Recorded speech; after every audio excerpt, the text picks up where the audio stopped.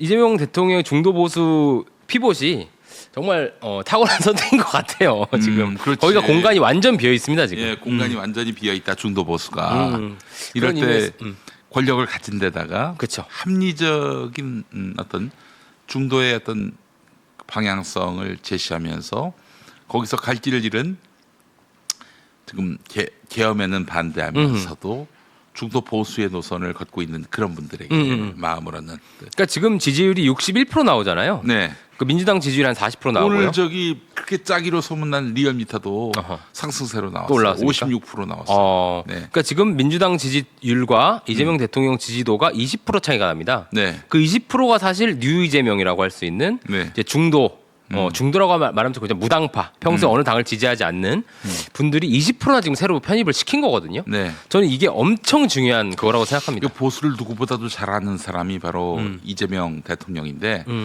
그 대통령이 줄 자리가 수만 개라고 하잖아요. 그렇게 해서 꼬드기면은 절반 이상은 넘어온다고 봅니다. 그렇죠. 뭐 자리로 꼬드길 수도 있고 방향성으로 지금 꼬드기고 있는 거죠. 네. 최근에 사실 이 문제 요거 하나 말씀드릴게요. 이걸 보시는 혹시 지지층 분들은 동의 안 하실 수도 있지만 저는 이 얘기를 하면서 대통령을 좀 칭찬하겠습니다. 최근 용인 반도체 공장 이전 논란이 있었죠. 네. 호남으로 가냐 마냐. 사실 어제 이걸 대통령이 정리해 버렸습니다. 네. 있을 수 없는 일이다. 용인에 그대로 한다. 그렇죠. 예. 김남준 대변인은 며칠 전에는 기업 이전은 기업이 판단해야 할 몫이다. 이건 정답이라고 생각합니다. 네. 이걸 자꾸 밖에서 이런 저런 얘기를 하는 게 아니라 저는 청와대에서 이렇게 깔끔하게 정리하는 걸 보고 사실 많은 기업인들이 굉장히 전율을 했을 거라고 생각합니다. 아 이게 어떤 정치적 그 계산으로 기업의 논리가 흔들리지 않는구나. 여기에 동의하지 않으실 분도 많겠지만 저는 그렇게 생각하고요. 이게 보수가 이념과 대의를 잃고 지금 혼란스러워할 때 그냥 원칙을 지킨 겁니다. 본인의 중도 실용적. 그러니까 이 민주진영이 가장 큰 문제가 뭐냐면은 그 절차와 원칙과 민주성을 지킨다고 우왕좌왕 아무런 결단을 내리지 못하고 그 논란만 가중되고 이 와중에 민심은 다 떠나고. 네. 그러니까 어제 호남 지역 의원님들을 청와대로 모셔서 대통령과 그 정무수석에 앉아서 그건 있을 수 없는 일이다. 그냥 정리해 버렸습니다. 사실 그냥 좋게 얘기할 수 있거든요. 네. 그러니까 저는 많은 보수층들이 어제 그런 장면을 보고 사실 박정희 대통령을 떠올렸을 것 같습니다. 보수층들이 생각하는 가장 마키아벨리적 히어로죠. 생각했을 것 같고 그분 이제 내일생 조국과 민족을 위하여 아닙니까? 박정희 대통령이 그게 그런 만큼 이재명 대통령이 뭔가 사사롭게 그렇게 이제 소위 여론이나 뭐 떼법 뭐 이런 거에 흔들리지 않고 원칙대로 특히 이런 기업의 문제에 있어서 흔들리지 않는구나라는 인상을 줬다는 거는 100점짜리다. 이 용인 반도체 문제를 잘 모르시는 분들을 위해 설명하자면은 용인 반도체를 하려는 자리가 원산면 쪽, 양지 쪽 거기 이제 김미화 그 개그맨 아 그래? 그 누님 카페가 있는 곳이. 별걸 다 하시네. 예, 왜냐면 내가 거기 자주 갔었어요. 거기 지금 공사가 한창이에요. 다 팠어. 예. 근데 거기 문제가 뭐냐면은 인근에 강이 없어요. 전력을 끌어올 길이 없어요. 그렇죠, 그렇죠. 그 강이 있어야 사실 전력을 끌어올 수가 있는 부분이고 그 이천 같은 경우에는 바로 남한강이 있잖아요. 그래서 거기에 하이닉스가 있고 그런데 여기는 전력을 끌어오려면은 정말 대책이 없는 상황이어서 기왕 논란이 된 김에 아예 그냥 용인에서 철수하고 호남으로 가자 이런 얘기가 나왔던 것 같아요. 그쵸. 그러면 용인은 이제 큰일 나는 거지. 그러니까 용인이 큰일 날 뿐만 아니라 저는 그 김남준 대변인 말이 그냥 정답인 것 같아요. 기업 이전은 기업이 판단해야 될 일입니다. 그렇게 어떻게 뭐랄까요 민간의 영역을 공공에서 함부로 하려고 하는 게 저는 되게 이상한 모습이라고 생각하고 요거를 깔끔하게 정리하신 순간 저는 기립박수를 멈추지 않았다 이런 말씀드립니다. 아 예. 이거 혼란이 더 이상 없겠어요. 그쵸. 시비거리도 없을 것이고. 정리해버리셨습니다. 예. 그래서 굉장히 칭찬이 많습니다. 요즘. 청춘행진공님은 박정희란이라고 하셨는데 예. 네, 우파의 입장에서 보자면 그럼요. 박정희 같은 리더십이다 이런 얘기예요. 그래서 굉장히 좋아한다는 칭찬이겠지. 겁니다. 칭찬 극찬입니다. 그건. 예. 자 어쨌든 근데 또 뭐 사실 반도체가 위험한데 굳이 그걸 또 해야 되느냐 또 이런 얘기까지 나와버리면 답이 없어요. 굳이 뭘 해야 했냐? 굳이 반도체 공장을 또 지어야 하느냐 뭐 이런 얘기까지. 그건 무슨 소리야? 아니 지금 반도체 하이닉스 3전이 네. 주식 4,600을 지금 만들고 있는데. 아니 그렇게 그 진보 진영에서는 또 그렇게 아, 그래요? 할 수도 있다. 예, 그러면 정말 답이 없어지는. 그렇게 가지 않길 바랍니다. 어떤 원칙과 원리를 주장하는 건 좋은데 현실과 동떨어지면 또 순간 바보가 되는 거는 정말 일순간입니다. 진짜. 예. 정의당 출신의 우리 이석현 정치평론가와 함께하고 있습니다. 예. 한번 툭 쳐주시네요 또. 철새 이석현입니다. 아니 어질어질하지 않아요? 아니 뭐 어지러지는데 저는 네. 제가 이제 철새라고 스스로를 얘기를 하지만 네. 늘 좀 일관된 얘기라고 저는 생각합니다. 네, 네, 저는 뭐 보통 사람들을 이렇게 함부로 하지 않고 바보 취급하지 않고 개돼지 취급하지 않고 네. 특정 성별, 특정 세대를 개돼지 취급하지 않고 뭐 그런 일관된 가치로 하고 있다고 생각합니다. 지금 우파는 이 정당 해산도 될 수 있다라고 생각하고 있나요? 국민의힘이? 생각을 안 하고 있는 것 같아요. 근데 쉽게 되지는 않을 겁니다, 설마 사실. 그렇게 되겠나? 그리고 대마불사의 어떤 그럼요. 모토도 있고. 또 하나는 그게 사실 뭐 재산을 좀 이제 재산이 날아가는 큰 문제는 있겠지만 그렇지. 그 지지층과 정치인과 조직이 있는 한 사라지지 않지. 다시 만들면 돼요 그냥. 그래서 네. 민주당 지지층 분들이 막 해산시켜라 하는 게 사실 큰 의미는 없다. 그냥 이제 돈 뜯어내는 거 정도의 효과다. 그러니까 이제 해산이 되면은 그 이제 국민의힘의 모든 뭐 정당 부동산. 시도 당사 건물 다 그게 이제 말하자면 넘어가죠. 그렇죠, 그렇죠. 예. 한 1,200억 있다고 하더라고요. 그게 다 저쪽으로 넘어가는 거예요. 국고로. 근데 그렇게 해서 우파가 다시 결집하는 계기를 그럼요. 만드느니 정확합니다. 어쨌든 뭐 금모으기 운동할 거예요 아마 천막당서에서. 가능하지 않을 일인데 최대한 상처를 입힐 필요는 있어요. 내란을 저질렀기 때문에. 그러나 없애는 일은 간단치 않다. 가능하다. 선거를 통해서 복원될 수가 있기 때문에. 그렇죠. 예. 선거로 정의당이 그랬듯 국민이 준엄하게 평가하시는 게 낫지 않을까 생각합니다. 아 통합진보당. 정의당. 정의당? 선거로. 선거로. 그렇지, 선거로. 저 통합진보당이 아니라 정의당이 그래서 정의당이 그렇죠. 사례처럼. 지지율이 지금 거의 보이지가 않고 지난 대선 때는 득표율이 1%도 안 돼요. 저희 친정인데 안타깝네요. 근데 정의당은 그 인식하고 있나요? 페미니즘으로 갔다가 우리가 이꼴이 됐다. 안 하고 있습니다. 안 하고 있을 겁니다. 어떻게 다도 그럴 수가 모릅니다. 있지? 거기 그 당 나온 분들도 하는 얘긴데. 그러니까 나온 분들이니까 하는 거고요. 네. 계신 분들은 그러니까 앞으로도 계속 망하든지 뭐 무덤에 들어가든지 계속 페미니즘 간다. 세상 사람들이 우리를 몰라주고 있다라고 생각하시지 않을까요? 근데 원래 그게 이제 진보 정당의 좀 오랜 좀 지저스. 아니 글쎄. 아니 뭐 그럴 수도 있고요.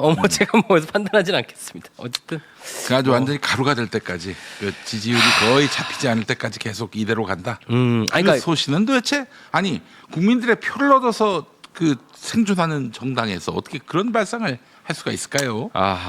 그러니까요. 이게 또 애매한 거는 지금 이제 이재명 정부 그리고 민주당이 만약에 이재명 대통령이 성공을 해서 네. 중도 우파로 우클릭을 한다면 네. 사실 왼쪽이 빕니다. 그러면 사실 정의당이 원래는 그럴 때 먹을 쾌가 좀 있거든요. 근데 조국 신당이 또 앞에 있습니다.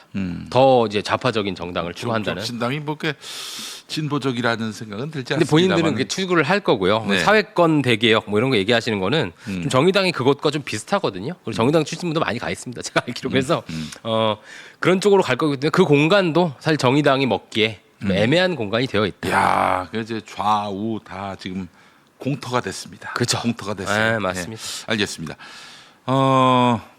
강선우, 김경 얘기를 해보겠습니다. 참 이제 민주당 지지층분들 입장에서는 정말 아픈 손가락 같은 얘기죠. 김경 씨는 보니까 그 공흥지구 쪽인가요? 아니 그 저기 양평 고속도로 종점 부근에 땅을 샀더만요. 그래요? 오늘 보도를 보니까 말이죠. 네. 활발하시네요. 참 저같이 그런 주직도 안 하고 이런 입장에서는 좀 부럽기도 하고. 그렇습니다. 아니 강선우 의원 이 사람은 정치하기 어렵게 됐어요 이제. 뭐 끝났다고 봐야죠. 여러 연타로 지금 이제 여가부 장관 때부터 1, 2, 3 강냉이로 지금 이제 쓰러져 계신 것 같은데. 예. 그런데 근데 이거 하나 여쭙겠습니다. 예.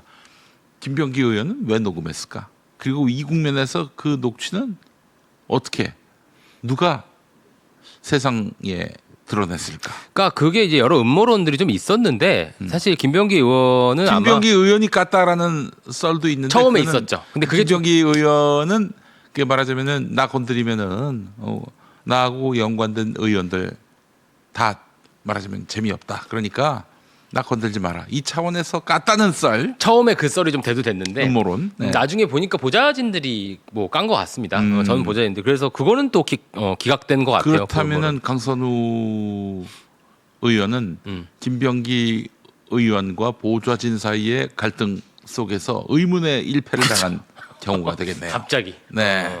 갑자기 불똥이 튀어서 네. 정계 거의 은퇴 직전입니다. 네. 근데 이게 지금 문제가 김경, 강선우, 특히 김경 전 시의원에 대한 지금 현 시의원입니다. 현 시의원입니까? 예. 이에 대한 경찰 수사가 음. 조금 미진합니다.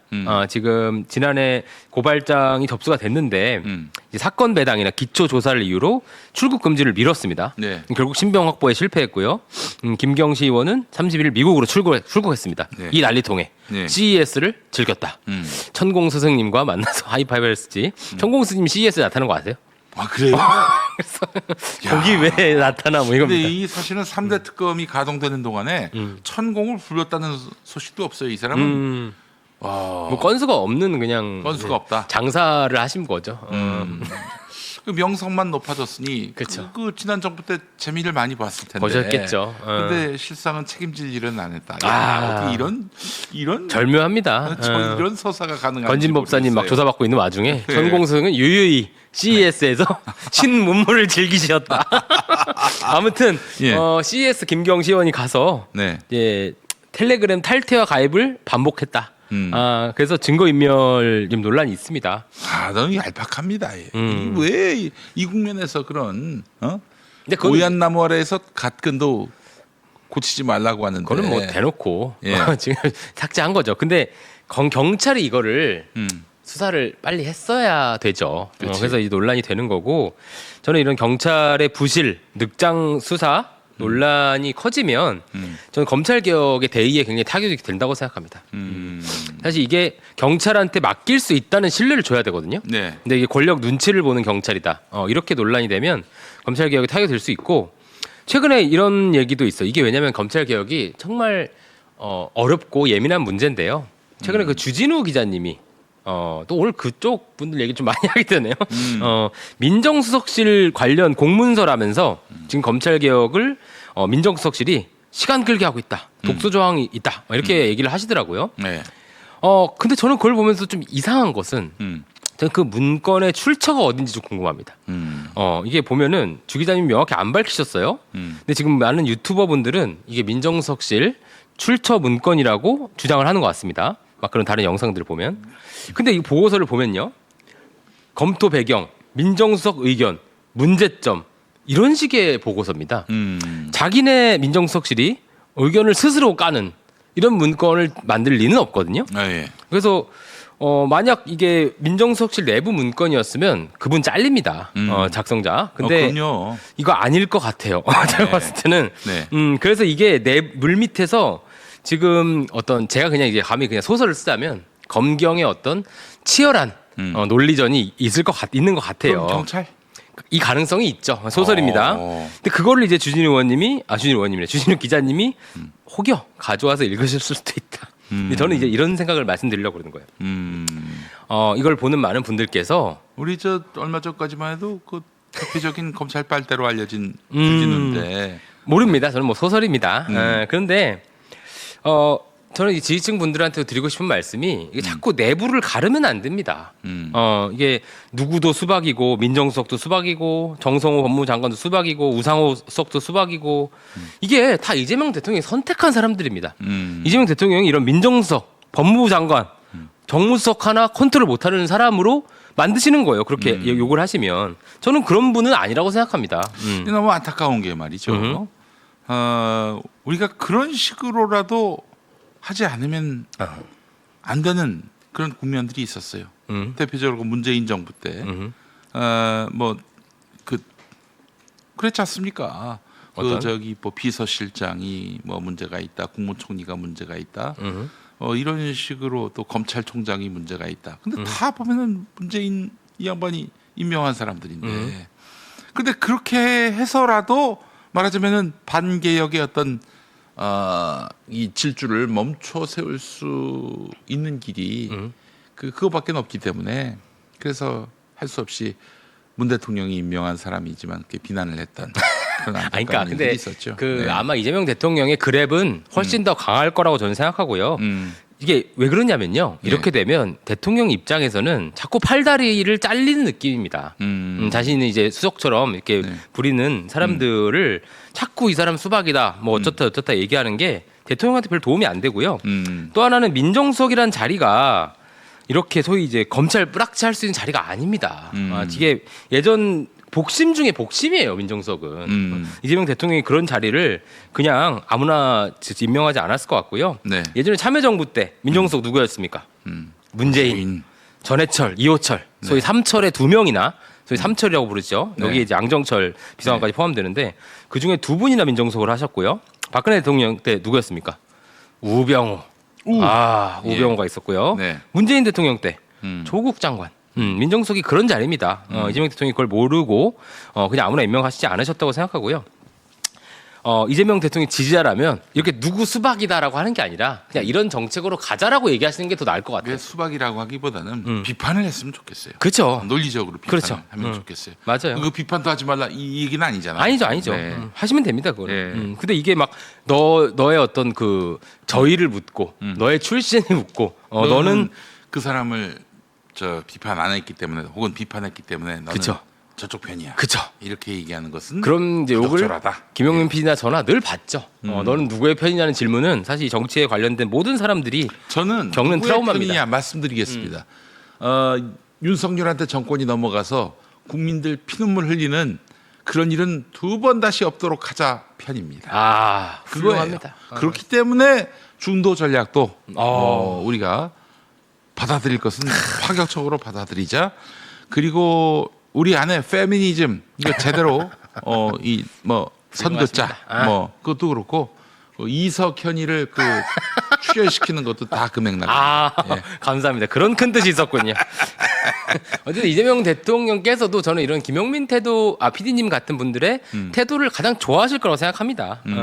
그래서 이 대통령이 지금 누구보다도 이 정권이 그 성공한 정권으로 평가돼서 다음에도 국민의 또 선택을 받는 그 길을 걸을 수 있는 가장 많은 논리와 정보와 의지를 가진 분이기 때문에 이 대통령을 미는 것, 그분의 리더십에 뒷받침을 해드리는 것은 무엇보다도 필요한 공익이다. 저는 이렇게 생각합니다. 그렇죠. 의지 확실하실 겁니다. 왜냐하면 사법 리스크 이렇게 걸려 있는데 정권 재창출 안 되면요 정말 피곤해지실 겁니다. 가장 정권 재창출을 하고 싶은 사람 1등 이재명 대통령일 겁니다. 그렇기 때문에 그분이 하는 거가 뭔가 이게 야합하거나 그래서 야합하면요 정권 재창출 더 안 됩니다. 그래서 가장 필요한 일들을 하시려고 애쓰실 거라고 생각합니다.